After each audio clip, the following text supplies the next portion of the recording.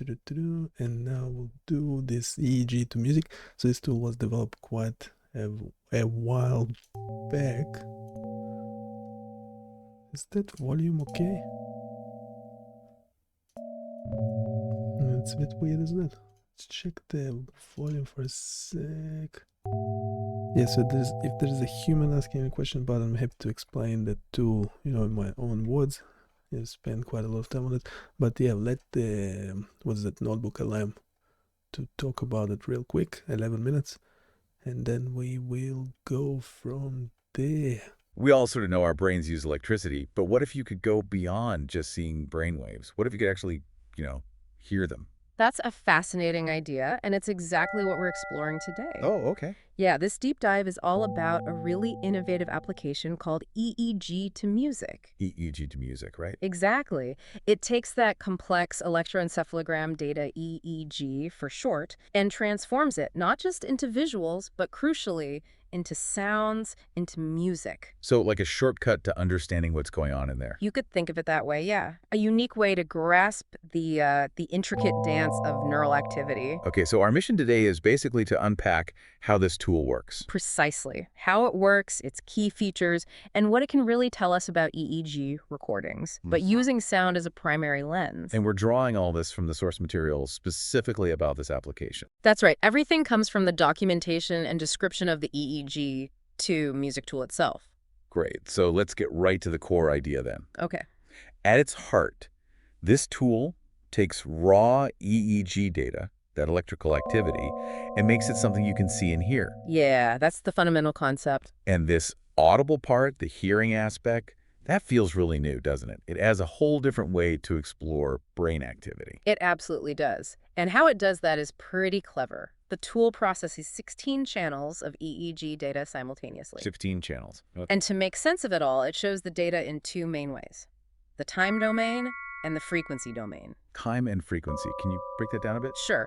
Think of the time domain as listening to the raw, moment-by-moment electrical shatter of the brain, like hearing every single note as it's played. Okay, the direct stream. Exactly. Then the frequency domain is more like looking at the musical score. It breaks down that activity into the underlying rhythms, the different brainwave frequencies. Ah, so like how much delta, how much alpha, that kind of thing. Precisely. It shows you the instruments playing, the different brainwave bands, and hearing it as music adds this whole sensory layer on top of the visual charts. Got it. So how does a user actually start using this? How do you interact with the data and, well, hear it? It's designed to be pretty intuitive, actually. The source material mentions a large scroll bar. Like on a music player. Yeah, exactly like that. You can just drag it through the EEG recording, and as you move it, you instantly hear how different sections sound. Wow, so you can literally just scan through your brain's soundtrack. Kind of, yeah. You can fast forward, rewind, find interesting parts just by listening. And can you get more specific, like focus on certain things? Oh, definitely. You can select specific channels. Maybe you only want to listen to the left hemisphere, for example. Okay. And you can define exact time windows you want to analyze. As you make these selections, the graphs update instantly. Real-time feedback. Nice. Yeah. And there are these features called auto volume and auto duration. What do they do? Well, they automatically adjust the loudness and the length of the sounds based on the EEG data itself. So stronger signals might sound louder or longer. It makes the listening experience more dynamic. That sounds useful. Makes it more intuitive. It does. Plus, you can apply filters. If you want to isolate, say, just the alpha waves, you can filter out the rest. Okay, so you can really zoom in on specific brain activities, both visually and audibly. Exactly. It gives you a lot of control. This really feels like it could open up new ways to understand what's going on up there. Mm. Let's dig into some more of those powerful features. Absolutely. Let's do that. What really makes this tool stand out? Well, the absolute core feature, of course, is the EEG to music conversion. Right, the main event. Yeah. And it's not just a gimmick. It directly maps those brainwave patterns into musical notes. Why music, though? Why not just, I don't know, clicks or beeps? That's a good question. Music taps into something more intuitive, I think. Visual data can be abstract, but changes in melody or rhythm, you can often feel them connect to a change in mental state. Ah, so a calm, flowing sound might correspond to relaxation. Exactly. Or maybe a more complex, faster rhythm when you're focused. It makes the abstract data feel more visceral. I see. And you mentioned filters before, so you can shape what you hear. Yes, that's where the customizable filters are key.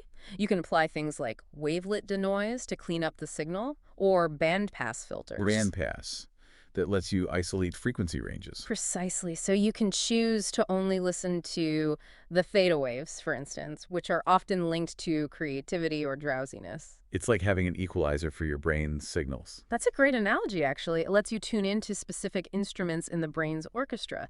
You can really hear how different states, like deep sleep versus focused work, sound different. That is powerful. You also mentioned selecting channels earlier. Does the tool clarify which part of the brain corresponds to which channel? It does. The channel selector is crucial for that spatial understanding.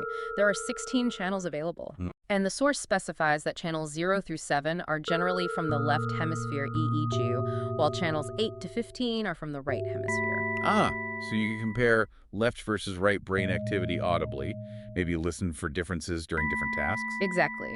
You could explore how, say, solving a math problem sounds compared to listening to music, and how that differs between hemispheres. Very cool. What about zooming in on the timeline? Yep, that's the window size selector. It lets you adjust how much data you're viewing and hearing at once. You can go from a super detailed 1-second window up to a full minute, 60 seconds. What's typical? The default is 10 seconds, which is often a good starting point for getting a feel for the data.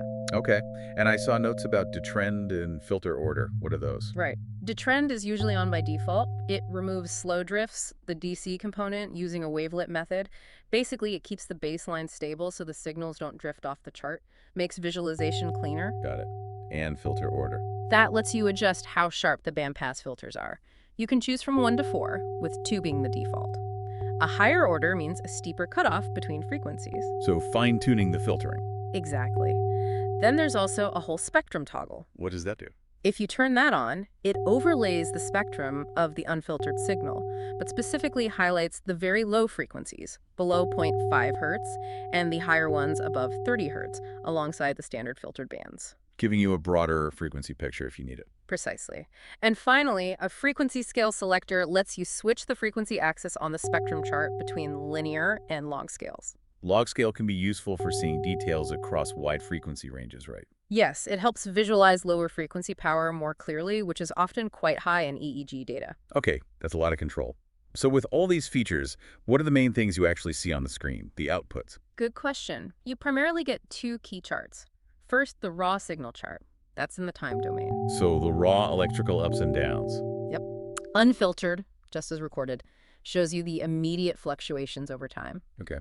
And the second? The second is the spectrum chart, which is in the frequency domain.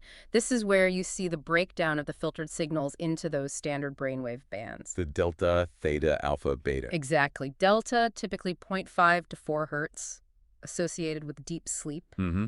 Theta, 4 to 8 hertz, often seen in drowsiness, meditation, or creative states. Right. Alpha, 8 to 13 hertz, that classic relaxed but awake state, maybe eyes closed. The calm state. Yeah.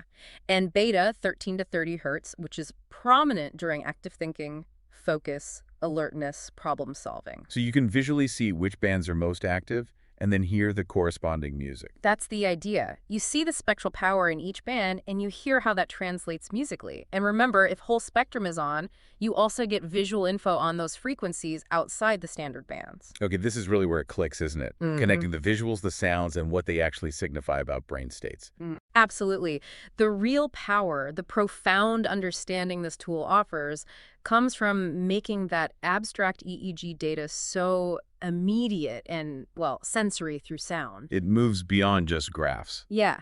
It gives potentially invaluable insights into the underlying neural activity. You know, imagine a researcher trying to spot subtle changes or maybe an anomaly like a CG pattern. They might hear it before they clearly see it in the complex waveform. Potentially, yes.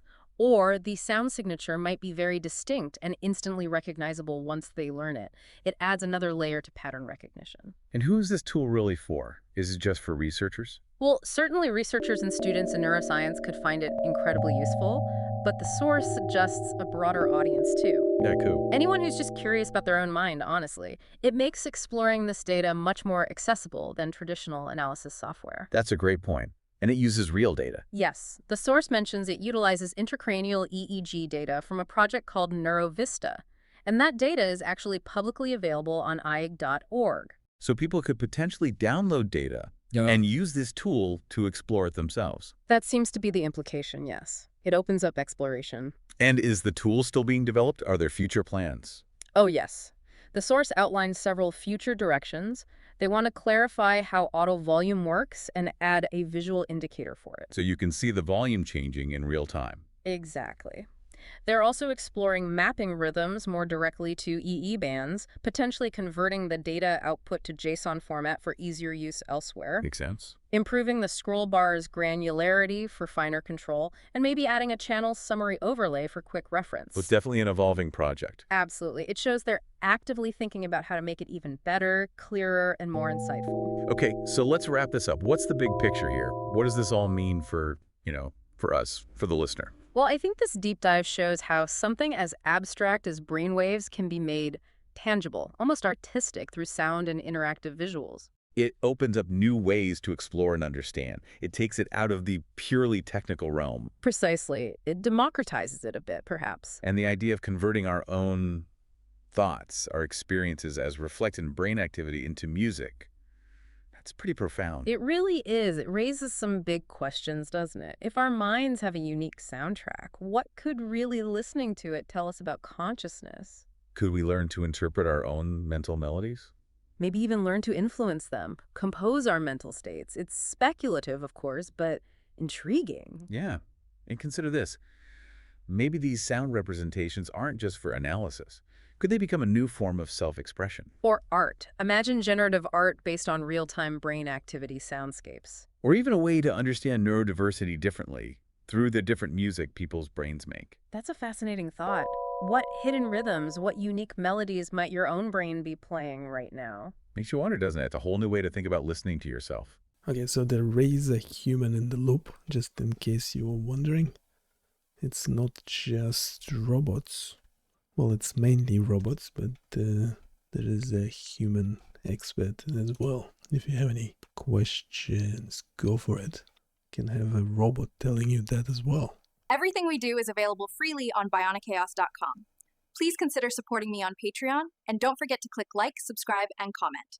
They are pronouncing the website name correctly, which is a good surprise. So go check out the site, let us know what you think.